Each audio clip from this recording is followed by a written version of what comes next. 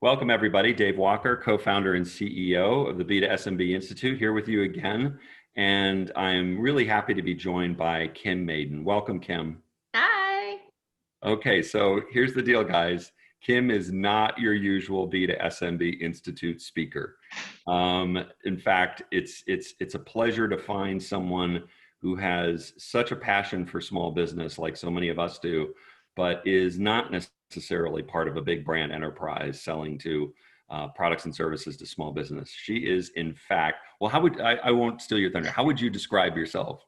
Oh my gosh, who knows? I'm just I don't know, your valley girl raised in the valley who likes to do good things. And I'm kind of known as everyone's mutual friend because I'm born and raised in the same area. And so I have a lot of great people and supporters. And that's just, I'm raised in the bar. My family owns a restaurant pub. Yeah. So, it's pub life and that's where I'm raised. And so I've seen people come and go, and I do a lot of different things. I'm kind of like, I always say, I'm like your jack of all trades. I've done network marketing. Oh my gosh, I work for a student tour company. I run my family's business. So I pretty much do a lot of everything. And that's awesome. And you first came attention to me in an article in the LA Times. Why don't you describe about this thing that you've been doing on behalf of local small businesses in your community?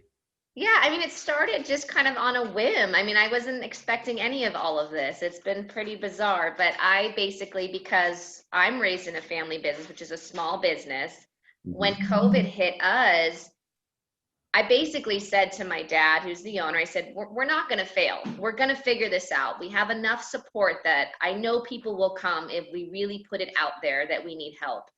And that's what we did. I went on Facebook every day and I would just say, guys, come to the pub. We need help.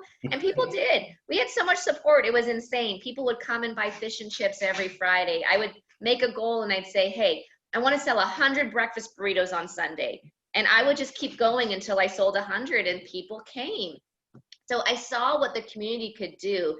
They basically, when you ask and you put it out there and you're a good person and you work hard, which small businesses, that for me is what the difference is. You put your heart and soul into everything when you're a small business and you're like, I'm not going to fail because I have put too much in this. And people see that and they want to see you succeed. And so people came and they supported. And from that, I actually had started, there was a little boy and he had done a fundraiser and said, basically, I'm going to raise money that I'm going to use the funds so that we can keep Pickwicks open, but I'm going to feed healthcare workers with this food. And I thought it was brilliant. And it really did help us. There was days where we were so slow, but we would use this money and we'd take a big bunch of boxes of food out to the hospitals. And it was rewarding. So when that all money dried up, I was like, well, maybe people will continue. So I did a fundraiser and it actually continued. People donated and I kept it going for as long as I could. So then I had this idea. I was like, I'm good. I feel like our pub we're good. So like, what if I could help some other people feel the same way? And that's kind of how it started. I literally was laying in bed one night and I was like, you know what? I need some summer clothes. How about instead of like going to some big places, I go down Ventura Boulevard. And I asked on my Facebook, like I said, I have a lot of mutual friends. And I said, is there any great boutiques that have been shut for 3 months? And all these people said, go here, go here. I walked into this place called Wooden Hanger and met this lady. I call her Crazy Sammy. And she's like, what do you want? And I'm like, I don't want anything. I think I'll just try on some of your clothes. And I think I'll post about them. And we'll see where we go. She's like, well, do you want me to pay you? I'm like, no, I don't think so. No, let's see. So we did, and that was the beginning. It took off like crazy. It was called the Quarantine Shop Group, and that quickly turned into the Maiden community because it went from 300 to 3,000 in 3 months. And through it all, we just go in and we choose just a few places. Like, I think the difference that we've had success is that when you don't focus on so many things and you just ask your community to choose 1 or 2 things at a time, you really can make a difference. Because if 20 people go a day to a small business, they're like happy dancing like crazy. Right. And that's a lot for them. So that's what we did. We picked a bunch of restaurants that had their doors shut that were struggling, and we went in and we just said, go there today. go there for the whole week. And at the end of the week, that restaurant would pay it forward. So we had joined a nonprofit called the Oscar Litwick Foundation, where everything that goes in there, we use to feed, families. We use to feed the fire department, police stations. I mean, we've done crazy stuff. We've done pet rescue. We've raised so much money. It's insane to do just different things in this small community. And it can be the simple thing as last week I had an event and I got a Kona ice truck so kids could come out from their long day at school and go, wow, this is really fun. So yeah, and it just continue on. So I do 4 to 5 things a week. I ask for support. I call it shop, support, share, and pay it forward. Simple strategy. So simple and so cool. And you've primarily done most of this on Facebook with your Facebook network, correct? Yeah, and I'm like a dinosaur, like just like I said, even just to get on Zoom today, I'm awful at computers. I'm terrible at Instagram. I'm terrible at even Facebook, but it's okay. I don't know hashtags, I don't know anything, but if you just go on and be yourself, I think people follow because it's not very professional. And you actually record yourself inside that place of business, right? Kind of chatting up what they do. Yeah. So my whole premise is when I first go in, I want to do a meet the owner. So I go in with my phone, and at first it was a really bad phone. I have upgraded to a new phone. But I would go in and I would just say to the owner, hey, I want to interview you. And I'll ask them questions. And I just say, how has COVID affected you? How can we as a community help you? And then I ask them simply, like, what are your favorite dishes? Like, what do you want the community to know about your place? And then I try the food and I post about it every day. Every day I'll go on and I'll say, who's going to this restaurant today? Who's going here? I'll meet you there. And then our members check in. So there's just a simple piece of paper and they just write their name down. And at the end of the week, we do opportunity drawings. So if you've participated, you're entered into a raffle to win something from that place. Why do you think it's struck such a chord? I think because to be honest, it brought people together. Like everyone's been kind of down in the dumps and not feeling positive. And I think because I've made it into a group where I don't allow any negativity in my group. If there's one nasty comment, I remove it. I don't let posts get approved that are anything but positive. And when you go to these places, you're running into your community members. So it's become this crazy, like I never thought my last name would mean anything. Like, I just thought it was a cool one to use because it's made in. Right. Yeah, but it's really interesting. I'll walk into places and I'll see people chatting and they're like, I'm part of the Maiden community. Are you part of the Maiden community? It's just made them feel proud that they're part of something. And like as a unit, just some of the really cool things, like we've done 2 cancer survivors, little kids, birthdays just in the last month, where we collected things, we card their yard, we have the fire station drive by, we bring them presents that just random community members have dropped up at my door. They don't know these kids. And then we video the whole birthday. So they're a part of it. So it's just members meeting members, forming friendships, and they feel prideful of what they're doing. That's terrific. And how hard has this been to do?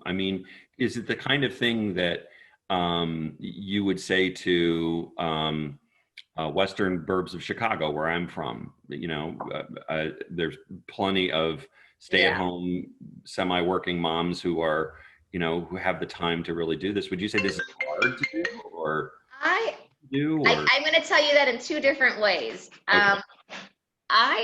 I work pretty much full time as well. I run my family's business and I work for a student tour company. So for me, it started off okay, but when you grow to this level and your phone doesn't stop and so much comes in that you're just like, but it takes more than just posting. You have to be personal. You have to go into these places.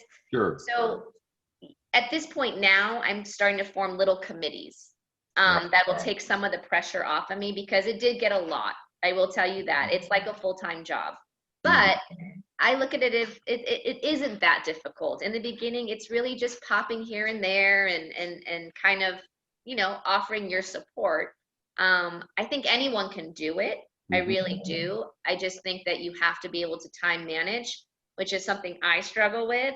So that's something I'm trying to now kind of reinvent the wheel of how I do this so that I'm not flying by the seat of my pants. Because No. sometimes I won't have anything ready to go till literally that day. Yeah, and I appreciate that. You know, sometimes just keeping up with your own kind of uh, Yeah. this volume of things that you've done, just keeping up with it to sustain Yeah. it is hard. Yeah. I mean, it's just on top of momhood and all of that stuff. And I mean, it was once the LA Times kind of hit, that's when it got kind of a little, a little more hectic. But I think in general, there's so many groups that are out there already that do similar things.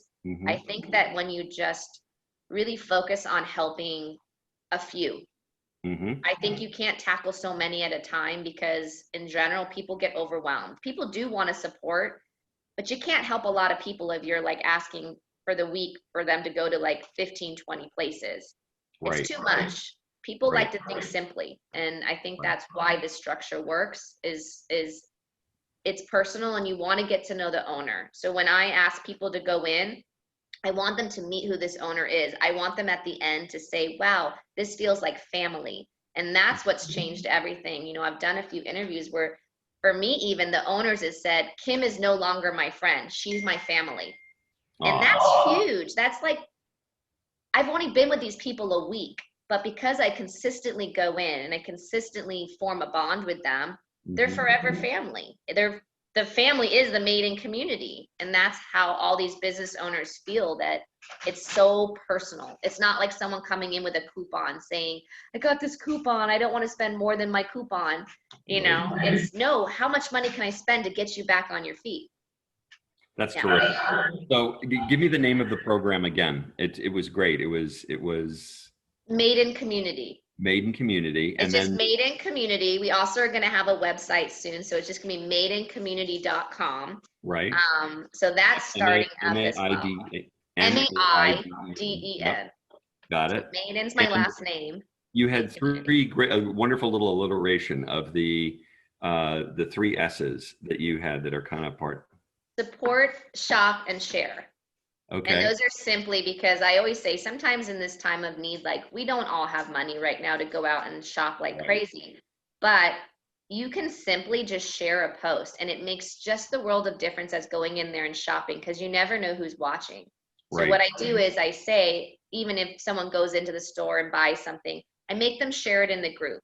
So they have to post what they bought that day so that it can entice someone else to go. Or they can simply share someone's post to say, hey, I maybe couldn't make it in, but take a look at this. This is really yummy stuff. Um, and then the P is pay it forward.